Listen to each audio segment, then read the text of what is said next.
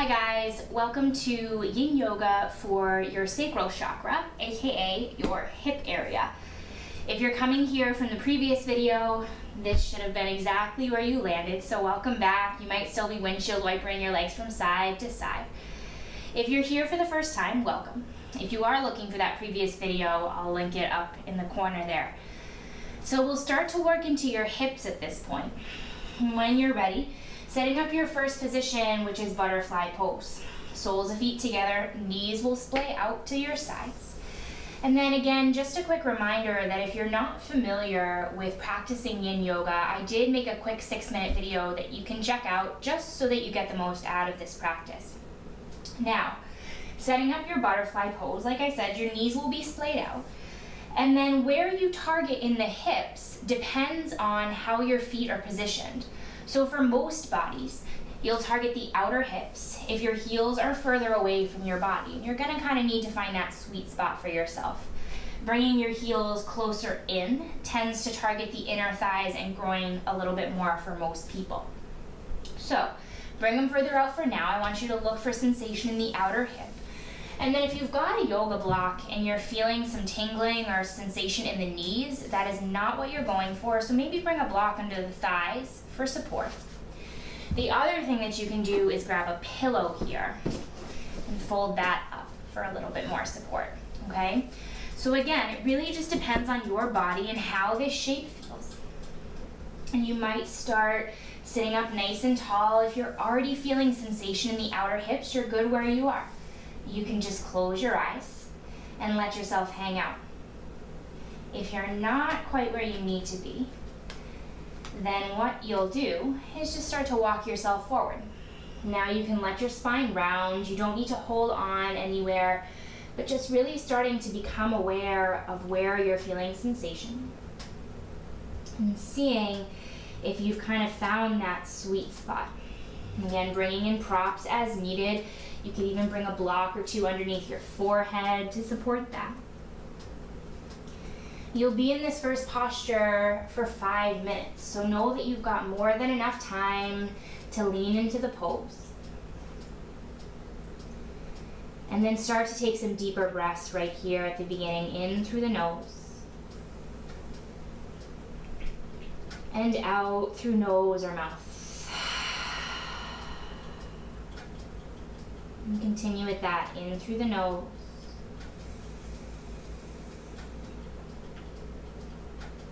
out through nose or mouth.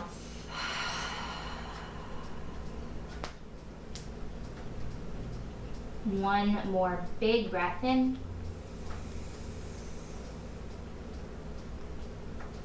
And steady exhale. And so you remember that you're welcome to back out of any posture before I cue you to come out of it. Just starting to bring your attention and awareness to the hips, to the groin. And that is what your second chakra covers. In Sanskrit, it's Svadhisthana.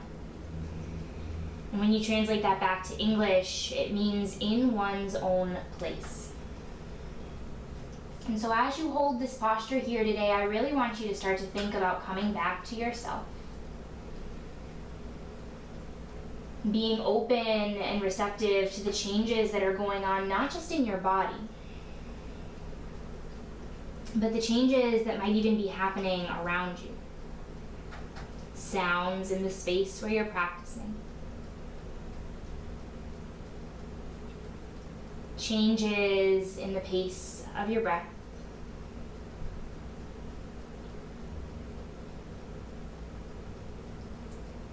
You welcome all of that in. Because without these shifts happening around you, there really is no journey. You can't get to where you're going, you can't evolve.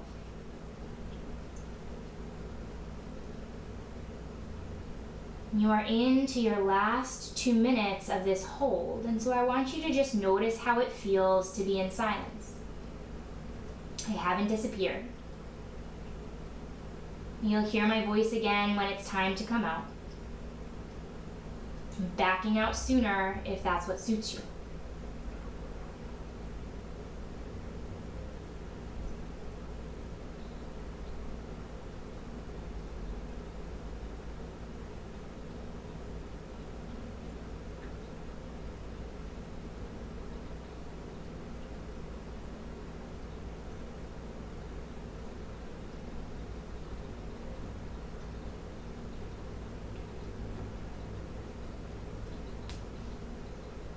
You check in with yourself to notice where you might be clenching.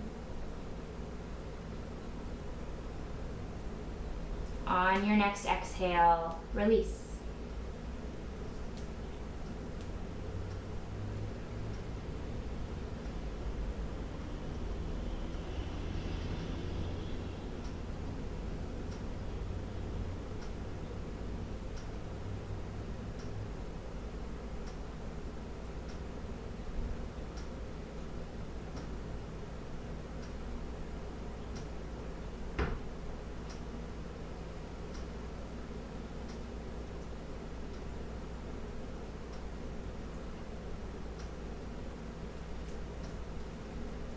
Find a full breath in. A nice even exhale. And then nice and slowly begin to wind your way out of this posture. Notice any sensations or shift in sensations in the low back. It's normal to feel a little bit of a swelling sensation there after a forward fold. So bring your knees together and then do the same thing. Hands behind your back. Kind of like you saw me at the start of this little video. Windshield wiper the legs from side to side.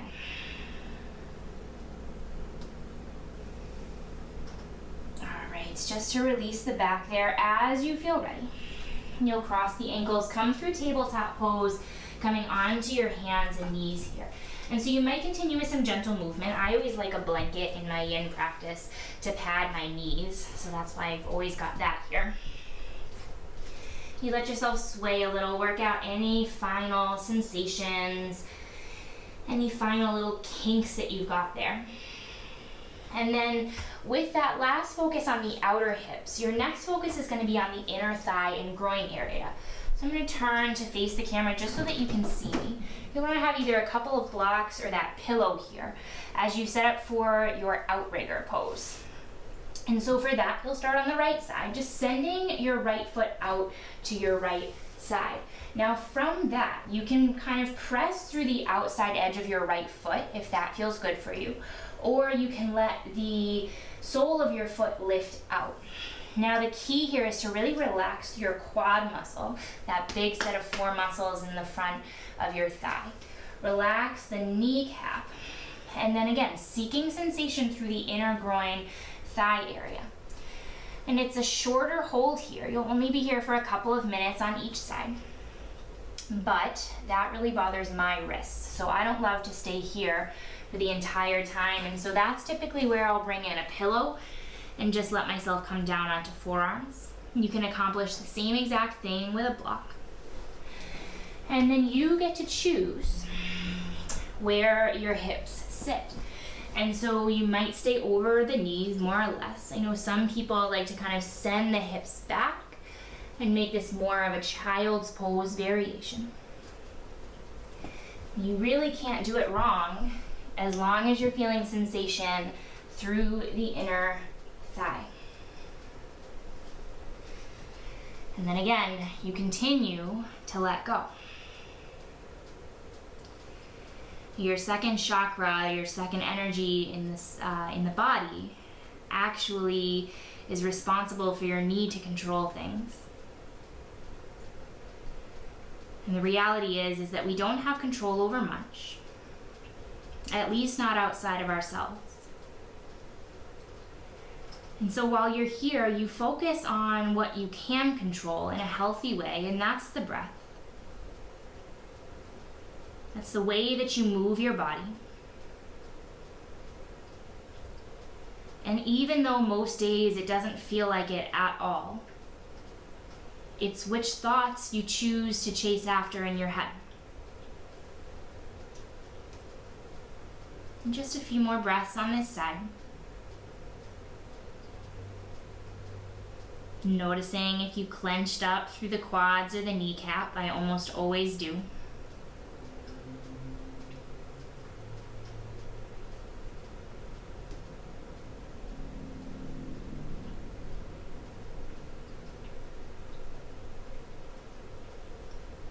Start to bring it back up. Hands can come back to the mat or your pillow or whatever it is that you've got going on there. Bring the knee back in line. Sway the hips a little bit from side to side.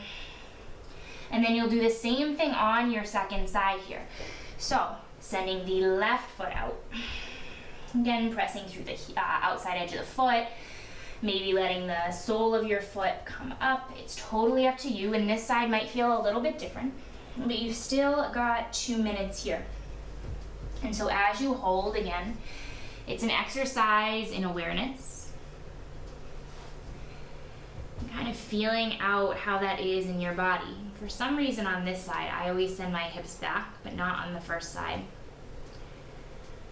So you kind of roll with the changes, roll with the shifts and the differences.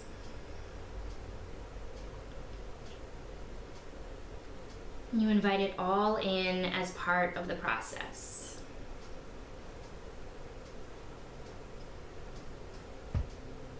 And for the next minute and a half, you focus on the breath. You focus on sensation.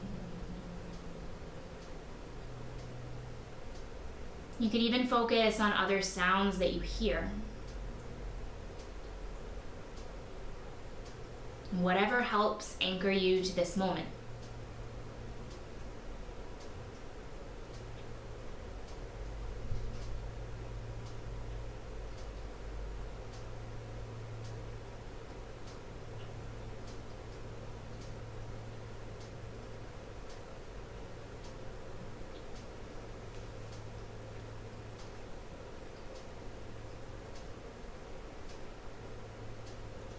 Just about 30 more seconds here. And maybe you've already backed out, and if that's the case, then that's amazing that you were able to just listen to your body in that way. It's one of the hardest things. We tend to want to stay longer than we need to.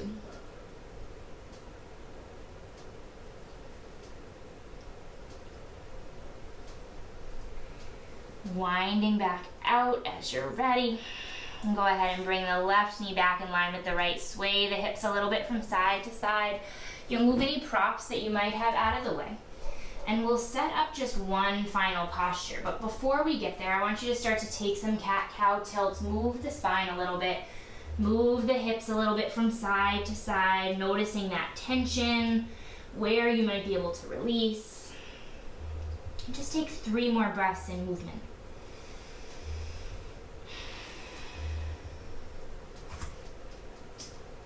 Okay, so the next posture we'll be setting up is your dragon pose. If you've got a couple of blocks or a couple of books, I definitely recommend it because I want you to be able to lift up a little bit instead of collapsing down.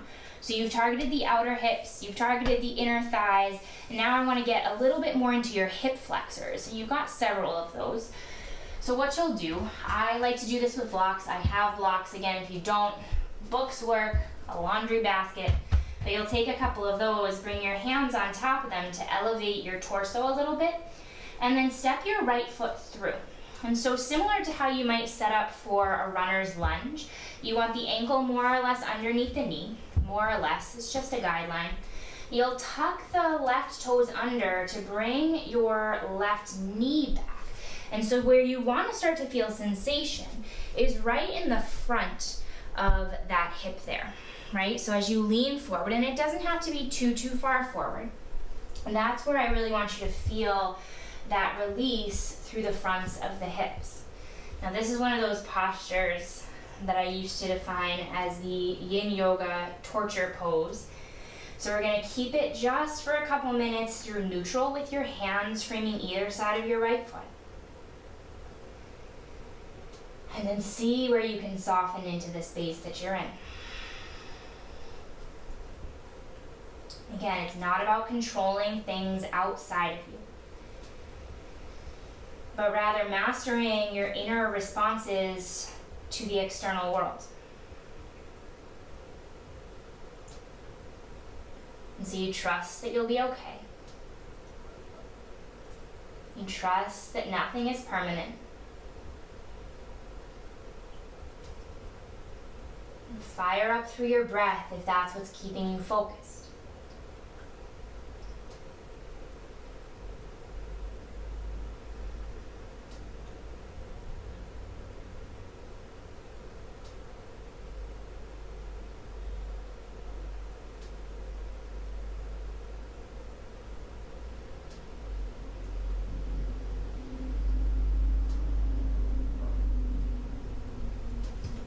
One breath in. By one breath out. And you've only got about 30 seconds left here.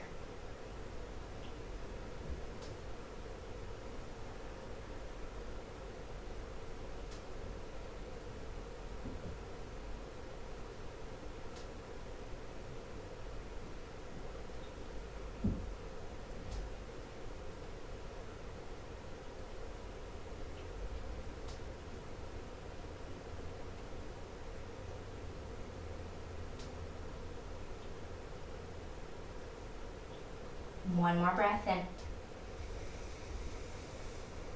And then as you exhale, start to gently wind your way out, bringing right knee back in line with the left. Hands can come back down for a second, and again, you'll just sway into the hips from your tabletop pose to release. All right, one more side, last part of this practice today. As you feel ready, and you can take as long as you need, you'll set that up again, but with the left foot. So your left foot will start to step through. You'll get it so that it feels really sturdy and really steady on that left side. Right toes tuck under, and you find that little bit of a lunge forward. You can leave the toes tucked or untuck them, it doesn't much matter. And this is your final 2 minutes in a posture. And so you work with something sustainable. You work with a place that you feel steady. And if at any point you start to feel pain or your breath starts to get shallow, that's probably a good sign from your body that it's time to back off just a little bit. But you start to instinctively listen to what's going on internally.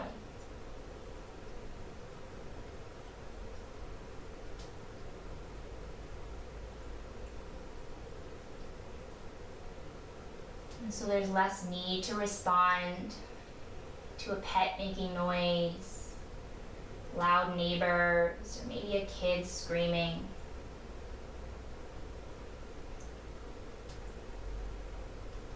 And there's more of an inclination to stay right here.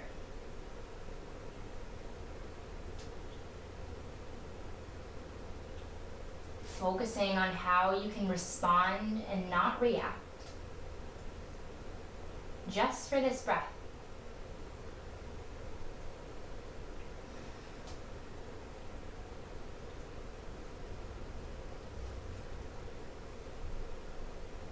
"30 more seconds and then you're done.